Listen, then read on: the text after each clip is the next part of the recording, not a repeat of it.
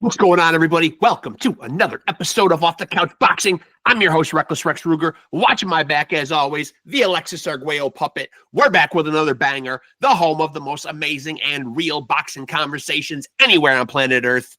You know the motto: legends, luminaries, world champions, and fighters on the rise. Coming here to chop it up with your boy, Reckless Rex. Today is no different. We got a friend of the show, man, a guy that I love, and I'll get to this with him, man, but a debt of gratitude to, because of what he has done inadvertently, and he may not even know this, for the channel, man. So he'll be in here in a moment. Let me go promotion mode on y'all. Make sure to like and follow Off the Couch Boxing on Facebook.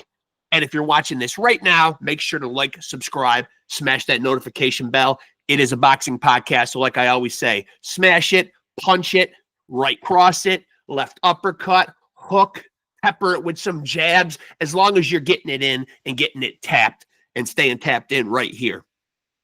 Got another great episode, as I said, and my guest will be getting in here, and I can't wait to chop it up with him. And he's here now, so I'm going to shut up, and we are going to do that. Chop it up with him.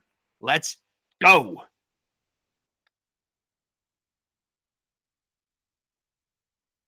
Where's my guy? Where's my guy? Is he in here? SULAIMAN, how are you doing, man? You got to turn your audio on. Yeah, it's on right now. How are you, my friend? Yeah, what's up? What's going on? Good to see you, man. Good to see you, man. I was doing my little preamble, man, before you got in here, man, doing my little intro. And Yeah. my podcast really owes you a debt of gratitude. You might not even know this inadvertently, but I just put up my 210th episode of this podcast, boxing podcast. Okay.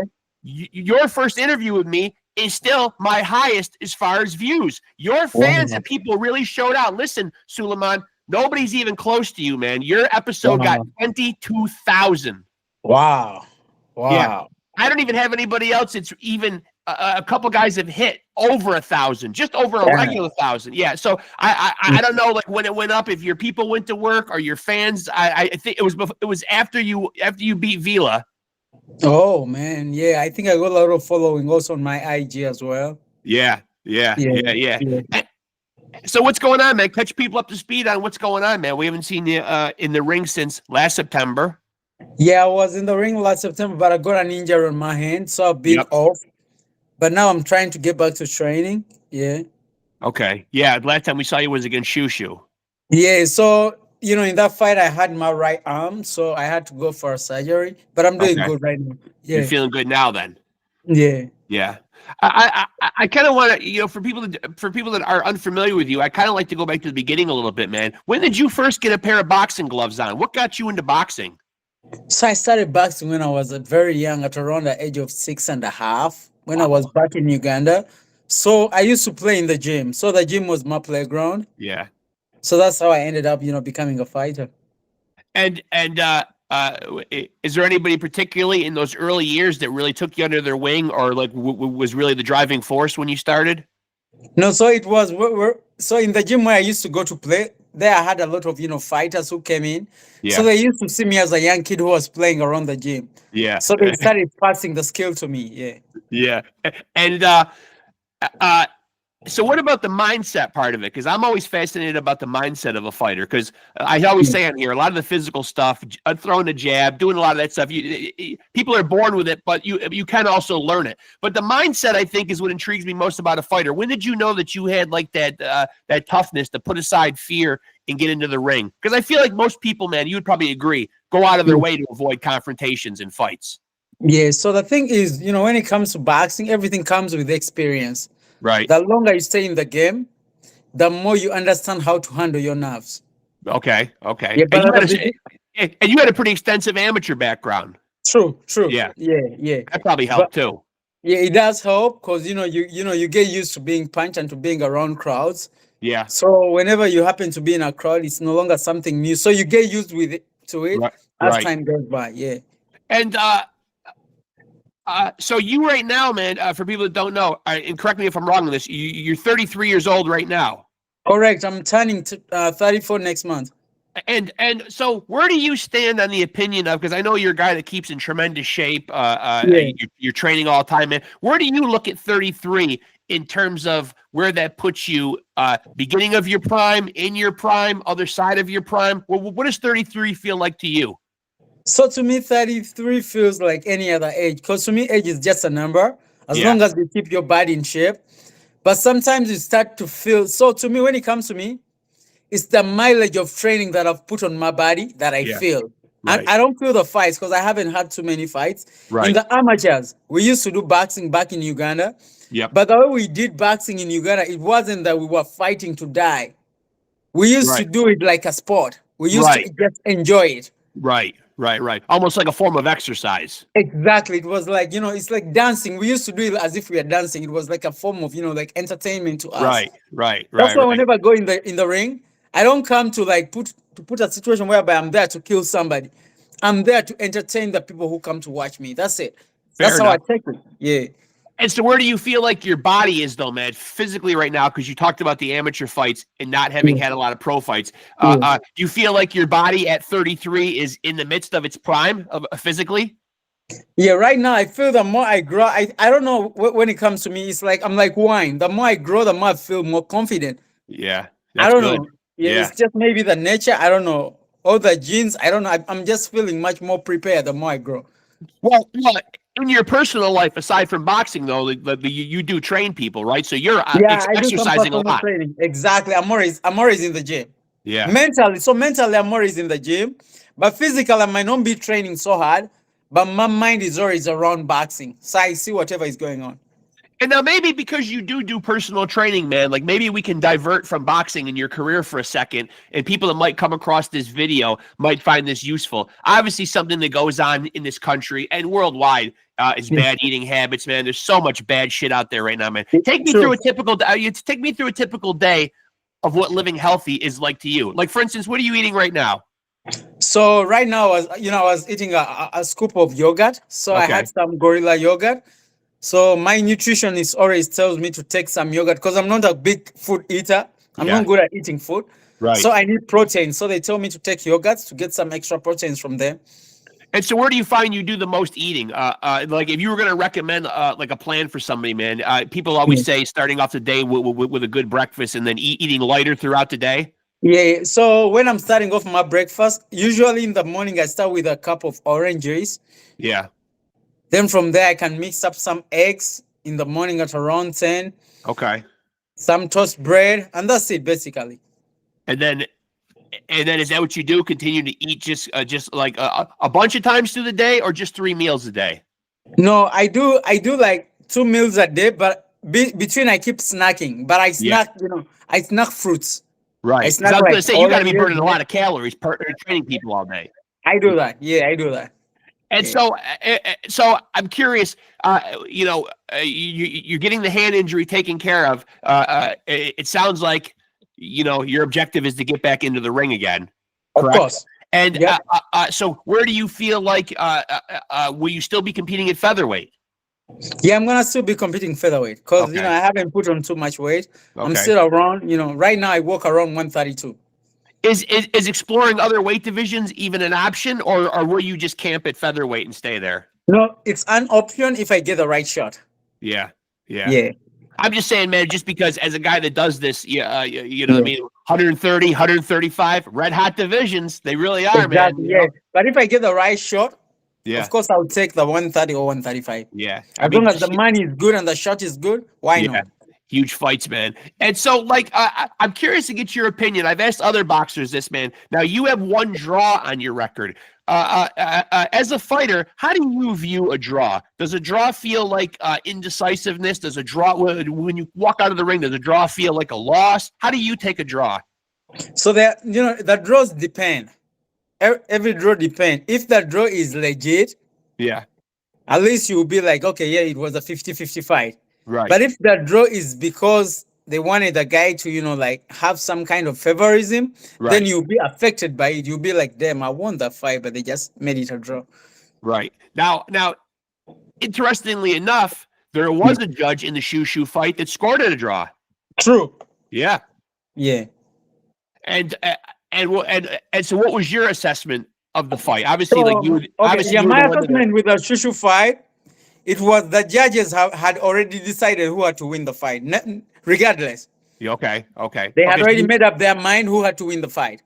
and so you feel like Yeah, because if one judge gave me a draw and the two were like up on the opposite side, it didn't make sense to me. But I was like, it is what it is. It's boxing. I will say, and I've been critical about judging on here myself. Certainly, it is still a black eye on the sport, no pun intended. But we're still seeing too many bad scores, too many bad I scorecards, know. too many Yeah. bad decisions, man. But it is a little suspect, I will say, man. Two judges had it 97, 93, and then a judge has it 95, 95. I mean, I do see your point there. Yeah. It's a bit of a And head also the scratcher. other thing is like, when the ladders are showing something different and the score comes out different, you tend to wonder what's going on. Yeah. Because the statistics came out Right. in terms of throwing, like jabs, I was ahead. In terms of throwing power punches, I was ahead. Yeah. Then you wonder where the judges, went. You're like, it is what it is. You just have to accept it and move on. But do you feel like when you do come back, though, because you did hold the WBC silver title there, that do you want to come back and instantly be right back in, obviously, the hunt for a title? Yeah, of course, right. I'm always, like hunting for something. Right. Yeah, basically, I'm always hunting for something. Yeah. But I just want good fights. That's all. I want good fights and fair fights. That's all. And it keeps you motivated having an objective. It does. Yeah. And so from a fan standpoint, like when you're not fighting, are you somebody that keeps an eye on the sport? Like, will you watch a lot of boxing? Yeah, I watch a lot of fights, Yeah. a lot of boxing. I'm always, like updated, whatever is going on. Are there guys in the sport right now that are doing it that you really enjoy watching? Any particular guys stand out to you? Yeah, of course, so many, like here where I am in the DMV area, I have a lot of, amateur fighters who just turned pro. So I'm always curious to go watch them, because they entertain me, they motivate me. So I keep an eye on them. Yeah. Now, as somebody, we were just talking about weight classes. I'll ask you just because it's topical. A guy like Bud Crawford, where do you rate his chances if this fight happens and he goes all the way up to 168 pounds and fights Canelo? To me, it's a risky fight for him because he's moving up. That's how I see it. Because sometimes, no matter how many skills, how much skills you got, there is a reason why they put weights in these, there is a reason for weight classes. Yeah, absolutely. It's not just somebody who is bigger, who always be big, who always have the upper hand because he will be a stronger. He will take all your punches, but he will only hit you once and you feel it more than, all the punches that you've given him. And obviously, you being a personal trainer, you could probably attest to this too. There have been photos leaked of Bud. He's all over the place. He's weighing at 180 something right now. He's walking around that weight and looks good. But you would have to probably say, as a personal trainer yourself, holding the weight but actually performing with the extra weight is probably two different things. Totally different. Yeah, I know he has the skills, without a doubt. Yeah, without a doubt, to beat Canelo. But when it comes to weight, Canelo might resist. Yeah. So that resistance, I'm not sure whether Bud will be able to who knows? We'll see. Yeah, I've asked other fighters that question, and the general consensus is that everybody acknowledges that Bud is a special fighter, though. So if anybody could pull it off, it would be him. He is. Yeah, he is. Yeah, very talented. Now, when you get into boxing at a young age, are you watching it on TV? Are you emulating any guys? Do you have any idols or sports heroes in boxing when you're younger? Yeah, so actually, as I grew up, my sports hero were the people of the 80s. Yep. Sugar Ray, Marvin Hagler, those were my my heroes. Because my trainers, they used to talk about them. Yeah. So we grew up looking up to them. Yeah. I remember being 14 years old in 1987. Well, that shows how old I am. When Sugar Ray and Marvin Hagler had that fight, and back when I was 13 or 14, that thing was huge. You know what I mean? That was like the biggest thing going. You know what I mean? Everybody was excited about that fight. Yeah, true. Now, obviously, you're quite a bit younger than me. Have you watched that fight between Sugar Ray and Marvelous Marvin Hagler? Yeah, well, I rewatched it 4 times. And what was your verdict? A very controversial, polarizing decision, but who did you have winning? Yeah, so the thing is like this. As I grew up, my trainers, they used to say that, that there is no way that Sugar Ray won that fight. Yeah. But when I rewatched it again, I saw Sugar Ray taking advantage of some point. So I gave it to him. Me too. Me too. Yeah. I just had somebody on the podcast the other day trying to tell me different. Because when I throw that question out, and the only reason I throw it out on the podcast is because, doing this podcast, I try to be on the Facebook boxing groups. I try to keep my ear to the pavement and know what's going on about boxing history and current stuff. And that fight is still one of those fights that's just really still debated and talked about among people. True. Yeah, but one thing is Sugar took a lot of advantages in that fight. Yeah. Whenever he could see a chance of, like snatching in punches, he could always take advantage of that and he would do that. Yeah. So that gave him the upper hand. Yeah. And he was a master of really creating the illusion that he was doing more than he was. And then he would also steal and close out the rounds. He'd leave the judges with something to remember those last 8 or 10 seconds. Yeah. Magical. He was always finishing, with, like a lot of punches. And so, from a fan standpoint, have there been any fights that have happened in 2025 yet, or that maybe are scheduled to happen that you're particularly looking forward to? Right now, my manager hasn't told me something, but he told me they're cooking something. So I have to just start getting ready because he hasn't told me what's coming. But he told me I might be fighting in July. Okay. And what about fights? I'm speaking too about other fights that are going to happen that you're excited to watch. Are there any fights coming up that you want to see? Yeah, of course, I want to see the rematch of, Lamont and Tank. What did you think about the first one? No, the first one, it was a great fight, but I feel as if Lamont would have taken it because of the knee, but they didn't just give it to him, that's all. So, obviously that was a bad call then, right? I mean, if you're in the other corner and you see him take a knee, you're thinking you scored a knockdown. Of course, yeah, but they didn't. So it was kind of, suspicious. So it is what it is. But did you think, though, irregardless of the knee, did you think that Lamont won or a draw was the right? He did enough to win. True. Yeah. Regardless. Yeah. And so, if there's anybody out there right now who can really stake their claim as being the face of boxing, is there somebody out there right now who you think just really, encompasses the sport? That's really the guy that stands out. Is it still Canelo? I think Canelo stands out. Bud Crawford also stands out. Usyk stands out. Yeah. Usyk. Yeah. Also, this guy. What's the name of this bantam fighter? Inoue from Japan stands out. Fantastic. I know. Yeah. I know. Hey, he's a monster. Yeah. Yeah, he is a monster. Yeah. And so if you get a fight day in July, that will put you, probably within a month or two of being out of the ring for a whole year. Is ring rust anything you worry about, or because you're always staying in tip-top shape, you don't really worry too much? Now, I don't worry too much about that because I keep my body in shape. Yeah. Yeah.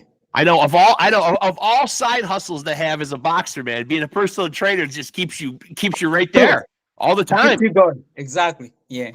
You always in the rhythm. And now you originally started boxing in Uganda? Yep. Okay, and are you ever able to get back there? Do you go back to Uganda much? No, the last time I was there was 2020 before the pandemic. Okay. Yeah, I've never been there back again. Is this something that's that you plan in your future to get back there? Of course, I will. My wife wants to visit, but I just hadn't gotten the time to move back and forth. Yeah. So, is there anybody in particular? I don't know how you look at the sport of boxing, but are there any names out there particularly that you would like to come back and fight, or just whoever they can get you? There's nobody particularly on your radar? No, I have some people in particular who are holding, the bigger belts. Like we have a guy holding the WBC featherweight. What's his name? Fulton. Yep. We have Fulton holding the WBC. Yep. The WBA, I think it's vacant. Nobody has it.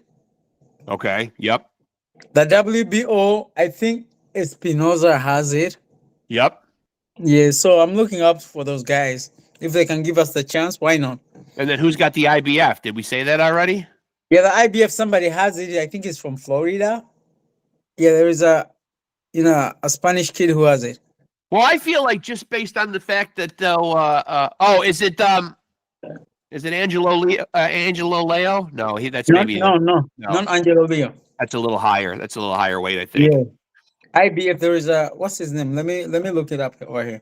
But I I feel think like might be. the fact that you held a title, within your last couple of fights, that you should be somebody that should get right into the mix. Of course, but the thing is, the other camps they might not want to use you. Right. Other fighters they might not want to face you, and you can't force them.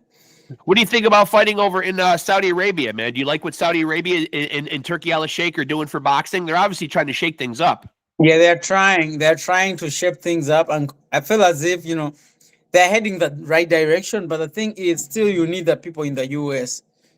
Yeah. So Yeah. you don't think it's so great to have all those events over in Saudi Arabia? It's great, but the thing is, in terms of business wise, you might need the people of the US again because they've been Yeah. in the business longer than the Sheikh. And it's still nice to have fights here in our home country. I'm not True. saying that Saudi Arabia doesn't put Yeah. on beautiful events, man, but there's still excitement with fighting in Vegas here in the States. Exactly. And, I mean, True. like it's I mean, you can't leave us behind. So did we find out who had the IBF? Now I was trying to look at my bad. I mean, what did we do? I mean, what did we do before phones? Okay, let me check. IBF featherweight. I'm trying to look it up too. So WBO is Rafael Espinosa. IBF is Angelo Leo. Yeah, it's Angelo Leo. I thought of somebody else. I think that's him. Yeah. I just had him on the podcast last week. Oh, that's cool. Yeah. He's actually going over to. He's actually going to have his first title defense, and he's going to the guy's home country. He's going to fight in Japan. Wow. Yeah, against Kameda. Kameda. Okay, yeah, I've heard of the name. Yeah, I know him. Yeah, I respect that though, man. Going over to a home country, man. Does that affect you, man? Like where you fight, or can you just be anywhere and it doesn't matter? To me, it doesn't matter. Anyway, Yeah. it doesn't matter. Yeah. But do you have places that you prefer to fight? Have there been I any prefer places? Vegas a lot Yeah, like Vegas. because I feel as if Vegas is already neutral. That's how I feel. I'm not sure. I don't know about other. Yeah. Yeah. So And I feel as if most people gamble about fighters, so it's hard yeah, to just take advantage of their money.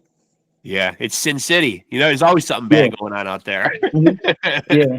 And so how active would you like to be? How active will you likely be in 2025? If you fight in the summer, would you like to get another one in? Then I'll be getting another shot towards like October, towards the end of the year. Okay. Yeah. And so explain once again, man, like what you have to have done with your hand or what you had done with your hand. So I had my right wrist. I think I hit the elbow. Then I felt it around in the 9th round, but I couldn't show it. I just had to keep going. Yeah. And was there a break or no break? No, it was just like inflammation. My bone, swell all the way like this. Yeah. So it took me like 6 months for it to come down. Is that something that happened to you before, or was that a brand new injury? No, it was a brand new injury, which happened in the fight. Does it start to freak you out, or are you confident that it'll get better? No, I'm okay. I feel as if it has gotten back down. Yeah.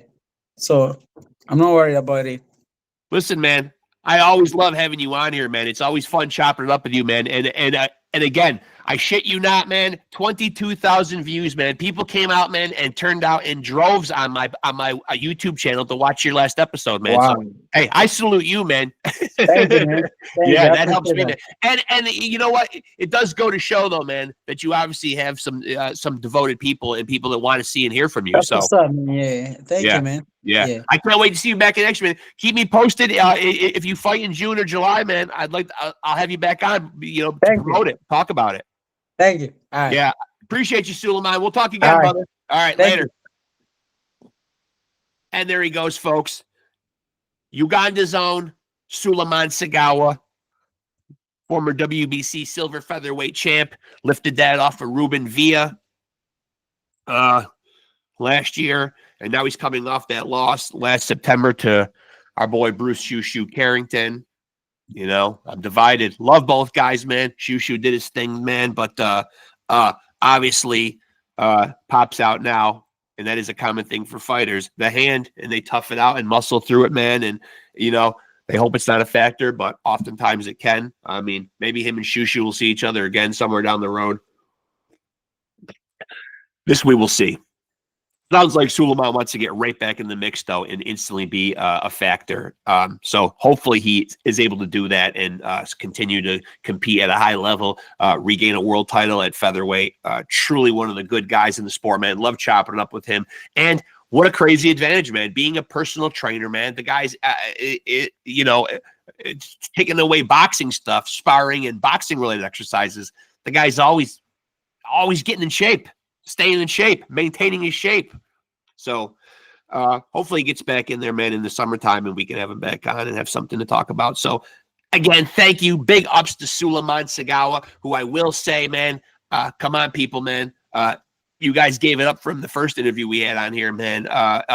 People in his home country or people around the world just tapped in, man. 22,000 plus, still counting, man. And so, hey, I owe him, man. Because that helps put on for my channel, man. So I'm happy that his supporters love seeing him on here, man. Hopefully they'll love seeing him on here again. Maybe it was just lightning striking once, but hey, show some love to Sulaiman, man. Watch another interview with him, man. Catch up with what he's doing, man. Which is what we did here today. Make sure to like and follow Off the Couch Boxing on Facebook. There you'll get updates on new episodes when they drop, who will be on said episodes, and any other pertinent boxing news that I can send your way. If it's going on in the boxing world, I will keep you in the loop. That I assure you. And, of course, if you're watching this episode right now, make sure to like, subscribe, smash that notification button to stay tapped in. This is, of course, the undisputed, undefeated heavyweight champion of boxing podcast. You want to take the title? Come on. Bring it on. Bring it on. Go look at the resume. Go look at the playlist. Go look at the cavalcade, if you will, of amazing guests. I don't even know if I just used that word in the right context, but it made it sound like I meant a lot. And I do. There's a lot to dig into, man. Great episodes. Shout out to Frankie the Flamethrower, my son and former co-host, who starred in the first 160 episodes. And still going strong.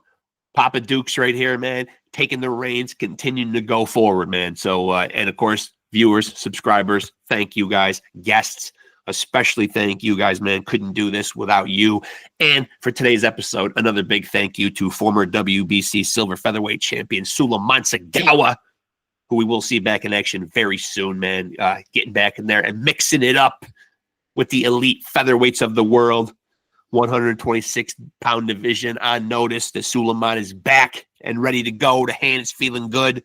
So glad to have him on here, man. And let me give you guys some good news before I go. You too can be a champion. Yes, you can. How, Rexx? How? How can I be a champion? I'm sitting home watching you. I'm seeing that you're a champion podcaster, just championing the boxing world. But how can I do it? I'm just a viewer. I'm just a subscriber. Well, continue to stay tapped in with Off the Couch Boxing. That's number one. The first rule of Fight Club. This is the first rule of Off the Couch Boxing. First rule of OTCB. Stay tapped in. Second rule. Continue to roll with us. Continue to roll with the champ.